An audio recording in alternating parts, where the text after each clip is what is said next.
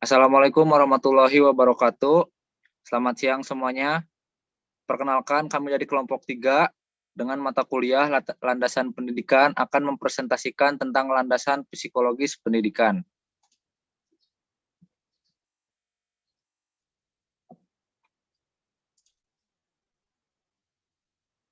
Universitas Pendidikan Indonesia, Fakultas Pendidikan Teknologi dan Kejuruan Pendidikan Teknik Otomotif.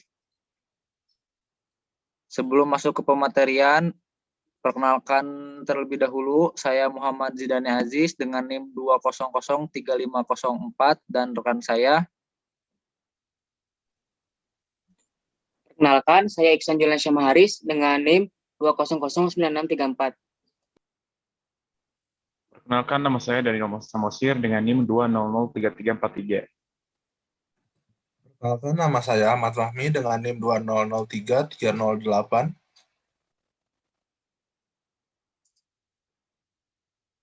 Selanjutnya di sini kita akan membahas tentang beberapa pematerian dan merumuskan beberapa agenda pembahasan. Yang pertama yaitu pengertian landasan psikologis pendidikan, dimulai dengan pengertian landasan psikologi pendidikan, selanjutnya pengertian landasan menurut beberapa ahli. Yang kedua akan membahas tentang bentuk psikologis pendidikan, yang dimana tercantum materi psikologis perkembangan, psikologis belajar, psikologis sosial, dan yang ketiga, implikasi psikologi dalam kegiatan belajar, yang tercantum beberapa materi seperti implikasi psikologi pendidikan terhadap kurikulum belajar, yang kedua, implikasi psikologi pendidikan terhadap sistem pembelajaran, yang ketiga, implikasi psikologi pendidikan terhadap sistem penilaian, dan yang keempat, guna calon guru mempelajari ilmu psikologi pendidikan, yang menyampaikan materi tentang untuk mempelajari situasi dalam proses pembelajaran, untuk penerapan prinsip-prinsip belajar mengajar.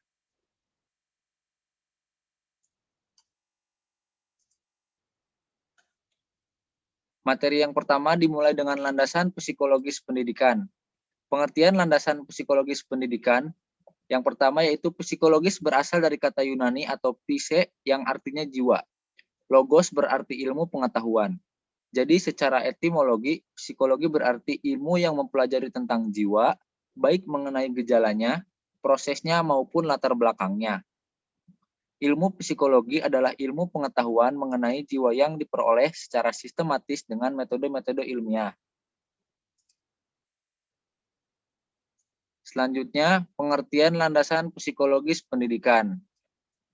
Di sini saya mencantumkan dari ahli Tirta Raharja 2005.2.106. Landasan psikologis pendidikan adalah suatu landasan dalam proses pendidikan yang membahas berbagai informasi tentang kehidupan manusia pada umumnya serta gejala-gejala yang berkaitan dengan aspek pribadi manusia pada setiap tahapan perkembangan. Tahapan usia perkembangan tertentu untuk mengenali dan menyikapi manusia sesuai dengan tahapan usia perkembangannya yang bertujuan untuk memudahkan proses pendidikan. Kajian psikologi yang erat hubungannya dengan pendidikan adalah yang berkaitan dengan kecerdasan, berpikir, dan belajar. Dengan demikian, psikologi adalah satu landasan pokok dari pendidikan.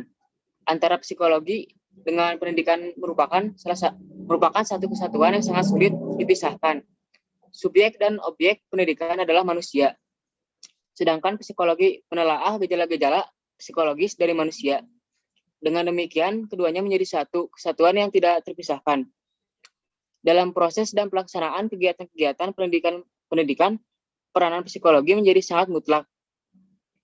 Analisis psikologi akan membantu para pendidik memahami struktur psikologis anak didik dan kegiatan-kegiatannya, sehingga kita dapat melaksanakan kegiatan-kegiatan pendidikan secara efektif.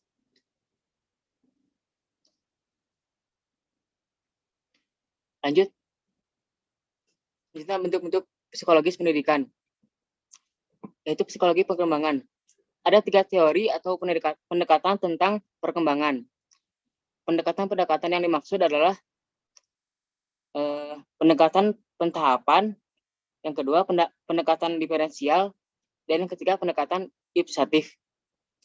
Selanjutnya, psikologi perkembangan.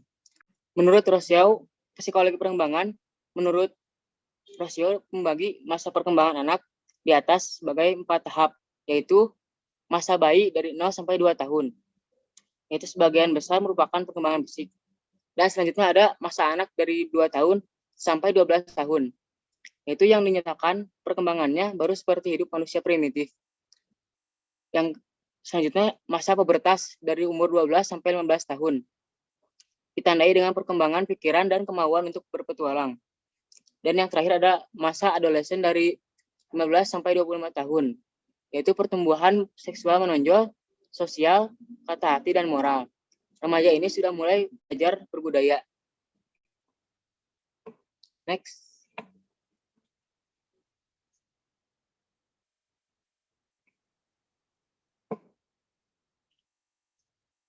Selanjutnya ada psikologi belajar. Belajar adalah perubahan perilaku yang relatif permanen sebagai hasil pengalaman atau bukan hasil perkembangan, pengaruh obat atau kecelakaan, dan bisa melaksanakannya pada pengetahuan lain serta mampu mengomunikasikannya kepada orang lain. Selanjutnya,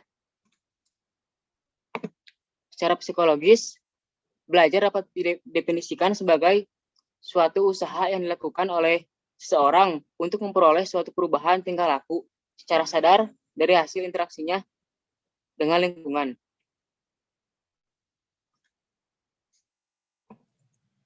Ya, baik dari pengertian di atas, maka kegiatan dan usaha untuk mencapai perubahan tingkah laku itu dipandang sebagai proses belajar. Sedangkan perubahan tingkah laku itu sendiri dipandang sebagai hasil belajar. Hal ini berarti belajar pada hakikatnya menyangkut dua hal, yaitu proses belajar dan hasil belajar. Next. Pertama ada psikologi sosial. Menurut Hollander 1981, menurutnya psikologi sosial adalah psikologi yang mempelajari psikologi seseorang di masyarakat, yang mengkombinasikan ciri-ciri psikologi dengan ilmu sosial untuk mempelajari pengaruh masyarakat terhadap individu dan antar individu. Dikutip dari Pidarta 2007 219.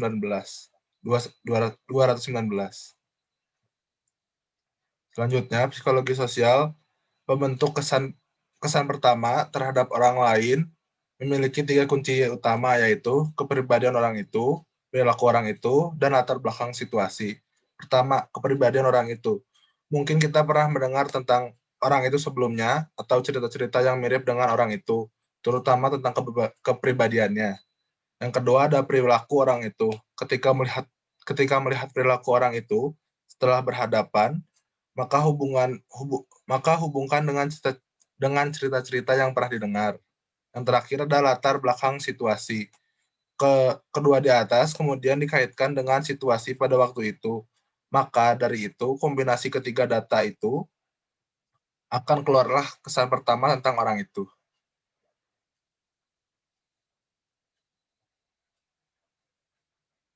Psikologi sosial dalam pendidikan, kesan pertama yang positif yang dibangkitkan pendidik akan memberikan kemauan dan semangat belajar untuk anak-anak. Motivasi juga merupakan aspek psikologi sosial, sebab tanpa motivasi, tentu seseorang sulit untuk bersosialisasi dalam masyarakat. Sehubungan dengan itu, pendidik punya kewajiban untuk menggali motivasi anak-anak agar muncul, sehingga mereka dapat senang hati belajar di sekolah.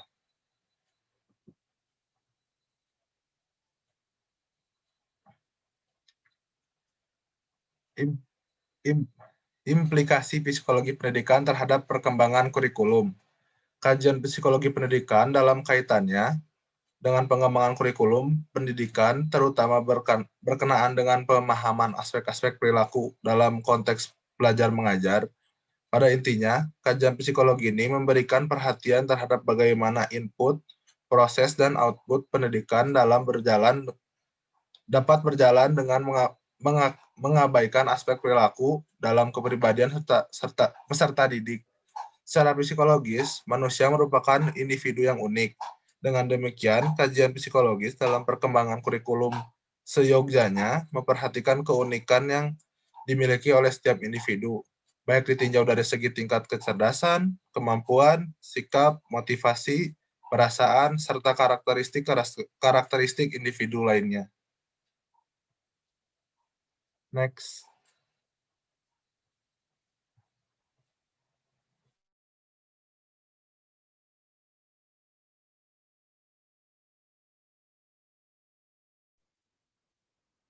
Oke, baik. Selanjutnya ada implikasi psikologi pendidikan terhadap sistem pembelajaran. Menurut Deng Sudirwo, kajian psikologi pendidikan telah melahirkan pula sejumlah prinsip-prinsip yang melandasi kegiatan pembelajaran. Nasution mengetengahkan 12 prinsip dalam belajar, yakni yang pertama, agar seorang benar-benar belajar, ia harus mempunyai tujuan. Yang kedua, belajar lebih berhasil dengan jalan berbuat atau melakukan. Yang ketiga, tujuan itu harus timbul dari atau berhubungan dengan kebutuhan hidupnya. Yang keempat, seseorang belajar sebagai keseluruhan.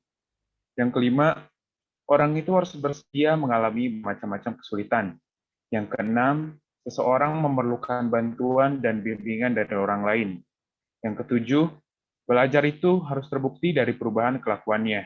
Yang kedelapan, untuk belajar diperlukan insight. Yang kesembilan, selain tujuan pokok yang hendak dicapai, yang ke-10, belajar lebih berhasil.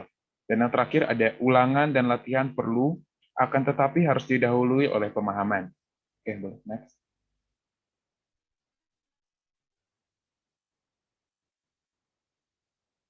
Selanjutnya ada implikasi psikologi pendidikan terhadap sistem penilaian. Penilaian pendidikan merupakan salah satu aspek penting dalam pendidikan guna memahami seberapa jauh tingkat keberhasilan pendidikan. Melalui kajian psikologis, kita dapat memahami perkembangan perilaku apa saja yang diperoleh peserta didik setelah mengikuti kegiatan pendidikan atau pembelajaran tertentu.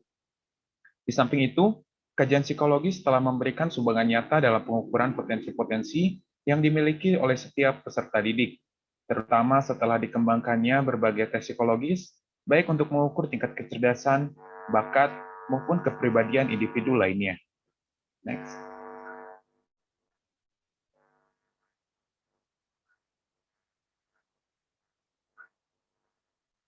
Lalu, guna calon guru mempelajari ilmu psikologi pendidikan, dapat dibagi menjadi dua aspek, yaitu untuk mempelajari situasi dalam proses pembelajaran, dan yang kedua, untuk penerapan prinsip-prinsip belajar mengajar. Yang pertama, untuk mempelajari situasi dalam proses pembelajaran, memahami perbedaan individu, dalam hal ini peserta didik, penciptaan iklim belajar yang kondusif di kelas, pemilihan strategi dan metode pembelajaran, memberikan bimbingan kepada peserta didik, dan mengevaluasi hasil pembelajaran. Yang kedua, ada penerapan prinsip-prinsip belajar mengajar, menetapkan tujuan pembelajaran, penggunaan media pembelajaran, dan penyusunan jadwal pembelajaran. The next.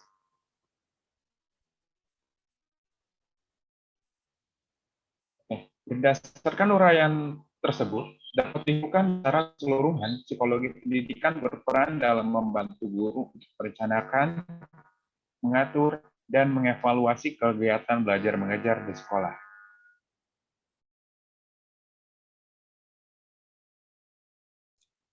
Baik, mungkin cukup sekian yang bisa kami presentasikan dan kami beri materi. Kurang dan lebihnya mohon dimaafkan. Kami tutup. Wabillahi taufiq wal hidayah. Wassalamualaikum warahmatullahi wabarakatuh.